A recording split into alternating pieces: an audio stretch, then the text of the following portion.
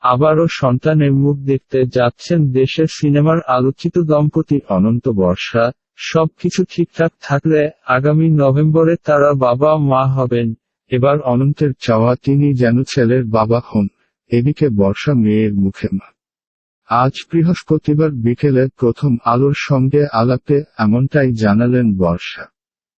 বর্ষা বলেন, আমি কিন্তু প্রথমবারও মেয়ের মা হতে চেয়েছিলাম, কিন্তু আল্লাহ তাআলা আমাদের একটি সুস্থ সন্তান উপহার দিয়েছেন। প্রথমবারের মতো এবারও আমি মেয়েই চাইব, তবে একটা জিনিস সবচেয়ে বেশি চাইব তা হচ্ছে ছেলে মেয়ে যাই হোক না কেন একটা সুস্থ সন্তানই যেন আল্লাহ তাআলা উপহার দেন। এদিকে আজ বৃহস্পতিবার ঘরে নতুন অতিথির আগমনের খবর নিয়ে ফেসবুকে একটি পোস্ট দেন বর্ষা। ফেসবুকে তিনি লেখেন, আলহামদুলিল্লাহ আই ডিড ইট অ্যাগেইন, অনেক গর্বিত মনে হচ্ছে। আমি আবার মা হতে চলেছি।